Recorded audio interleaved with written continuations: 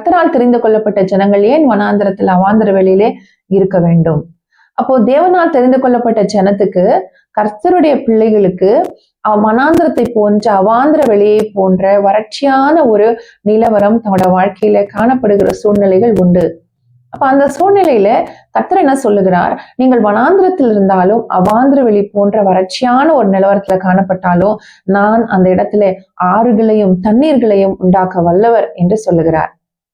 அப்போ கர்த்தர் இல்லாதவைகளை இருக்கிறவைகளை போல் அழைக்கிற தேவன்.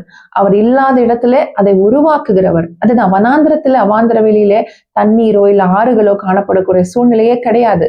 ஆனாலும் அந்த இடத்துல ஒரு எதிர்பார்ப்பும், அதாவது ஒரே ஒரு பர்சன்ட் அந்த இடத்துல சாதகமான சூழ்நிலை இல்லைன்னா கூட கர்த்தர் என்ன பண்றாரு? அந்த இடத்துல அவர் ஆறுகளையும் தண்ணீர்களையும் உண்டாக்குவேன் என்று சொல்லுகிறார். அப்போ இல்லாதவைகளை இருக்கிறவைகளை போல அழைக்கிற தேவன்.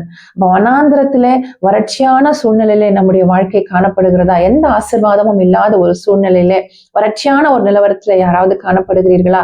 கர்த்தருடைய வசனம் சொல்லுகிறது, இந்த வறட்சியான சூழ்நிலையில நான் ஆசீர்வாதத்தையும், அதாவது தண்ணீர்களையும் ஆறுகளையும் நான் உண்டாக்குறது போல இந்த வறட்சியான இந்த வாழ்க்கையில கர்த்தர் என்ன பண்ணுவாரா? ஆசீர்வாதமான ஒரு வாழ்க்கை அவர் தருவார்.